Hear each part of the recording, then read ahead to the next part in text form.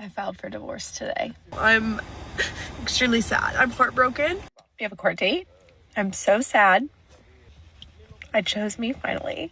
I feel crushed.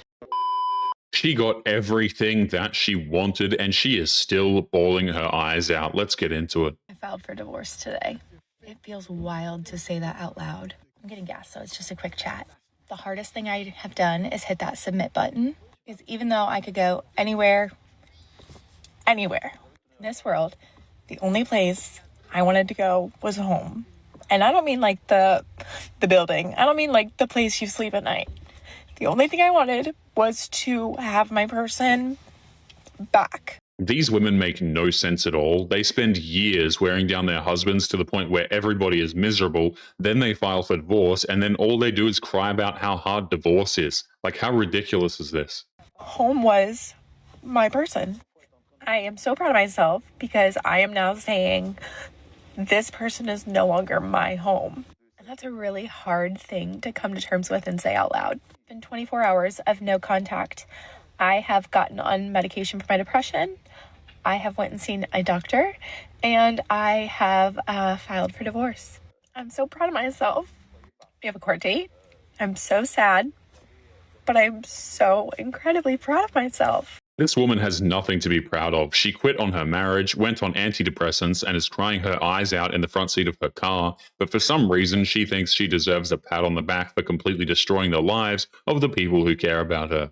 So I guess that's the update.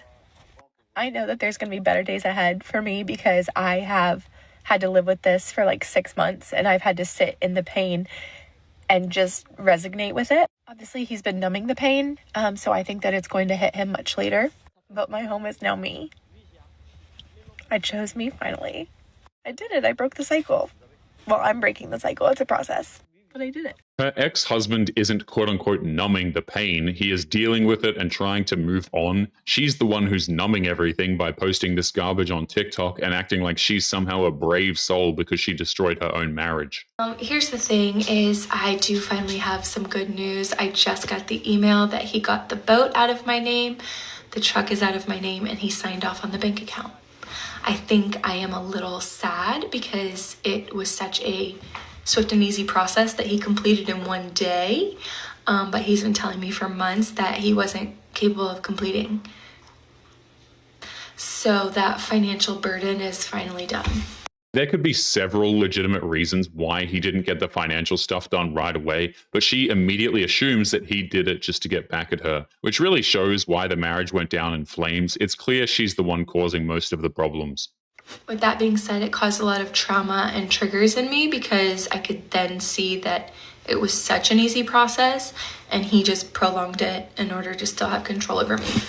I don't think that I should have had to post online the things that he was doing to me in order for him to finally go do that paperwork and just do it because it was morally the right thing and ethically the right thing. But unfortunately, that is what ended up having to happen. And because I posted online, he had let me know that It's downright offensive that this woman has the nerve to say that the delay in signing some financial paperwork caused quote-unquote trauma. That is a massive slap in the face towards people who legitimately suffer from actual psychological trauma. It's shameful that she would even suggest that. Anyways, he let me know that I ruined his life and he never wants to speak to me again and he's going to block me. And that the only time he wants to hear from me is if it's through email or through an attorney. It makes me sad because when we were first going through this, I was like, let's just split. Let's just be amicable. You go your way. You let me be. I go my way. And that's not something that he was capable of doing. And I also wasn't capable of doing. I wanted to stay in contact. I still wanted to have him in my life in some way. That's not possible. She destroyed the marriage, and it sounds like it took a massive toll on him emotionally and financially. Nobody could blame him for not wanting to speak to her ever again, and it's fairly obvious that she was the one who was making things difficult, not the husband. Which meant dealing with a lot of mental abuse. I do feel guilty that I had to go public in order to make the abuse stop, but also a lot of women came forward when I went public, and so I found out more from that. So the only thing we have left to settle is filing the divorce and then the $5,000 debt that we have that's mutual. So I guess that's all good news. It's just my soul doesn't feel good at all. This woman just accused her husband of abuse, as they always seem to do. Not only does that have real-world consequences, it is also a massive lie. Divorced wives throw the word abuse around so much that the implications behind it just have no meaning at all at this point. I don't really know if these posts are ever going to help anybody else, but hopefully someone can see this and they can relate to it and they can recognize the pattern and they can heal much quicker than I am. But as of today, my doctor was able to rush me some medicine, so I started my antidepressant today, and I meet with my therapist next week to start therapy again. So overall, it's good news. Sad day. I feel crushed. But I do know that even if he does hate me, I didn't deserve to be treated like that. So Women like this love to end their videos with, "I hope this helps," but she hasn't offered anything that's even remotely helpful. She just spends her time complaining about the divorce process and bragging that she's on medication. Neither are things to be proud of. So for everybody who didn't know, I am getting divorced. I also didn't know, but I did find out from a Hey Girly text message this morning. I don't have the stamina or the capacity to answer people's questions about the situation, because obviously I am devastated. That was the absolute love of my life. Like, I genuinely just thought that I had found my person. My eyes are literally disgustingly raw.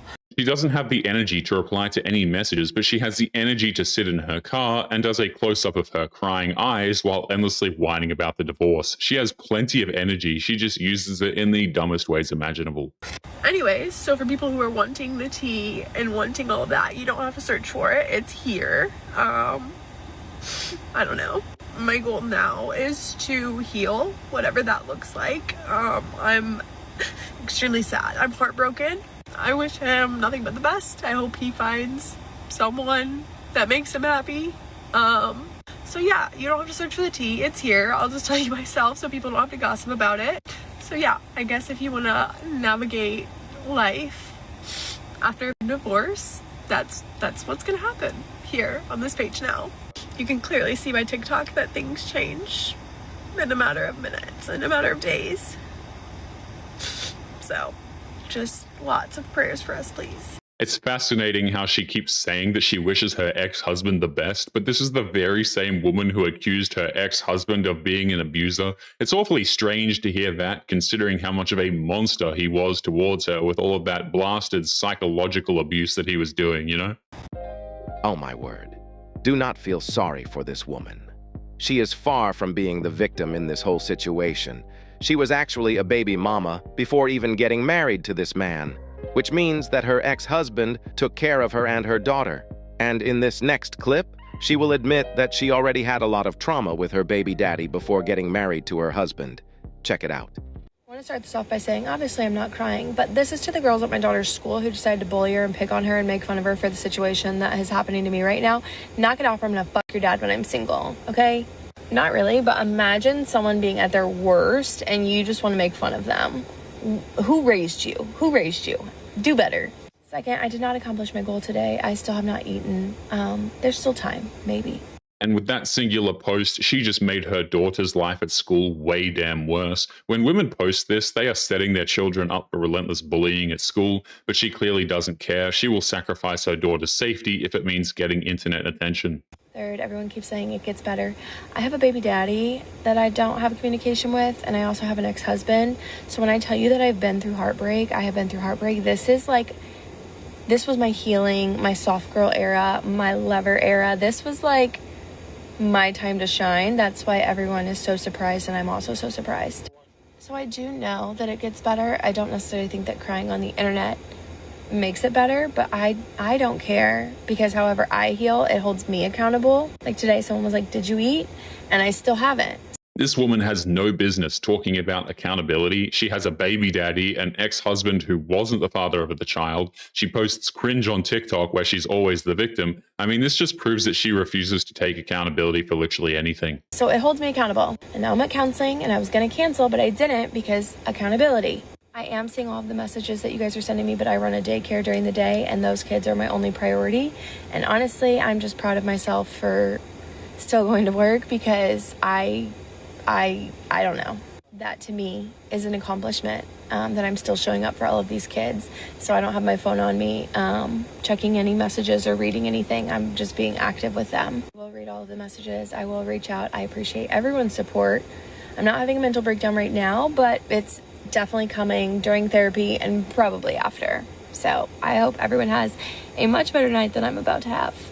She runs a daycare center, and in the very same video, she threatened to sleep with the fathers of the children who are bullying her daughter at school. She has no business being around other people's children, honestly, and it's disturbing that people trust her with theirs. I just got up to take my sleep medicine because I can't sleep at night.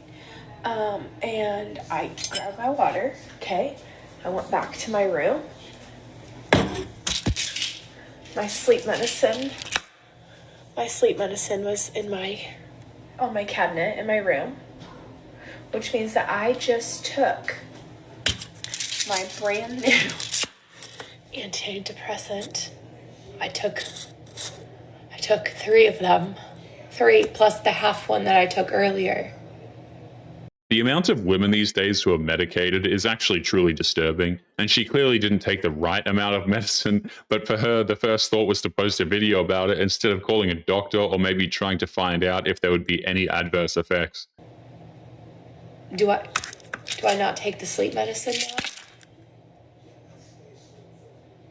Do I call poison control?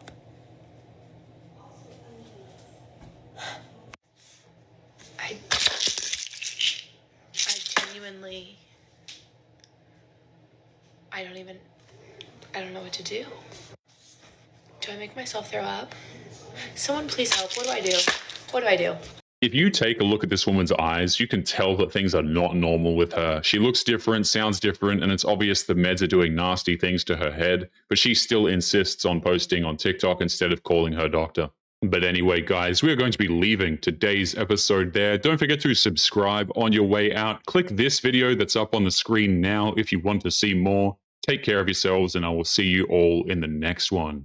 Peace.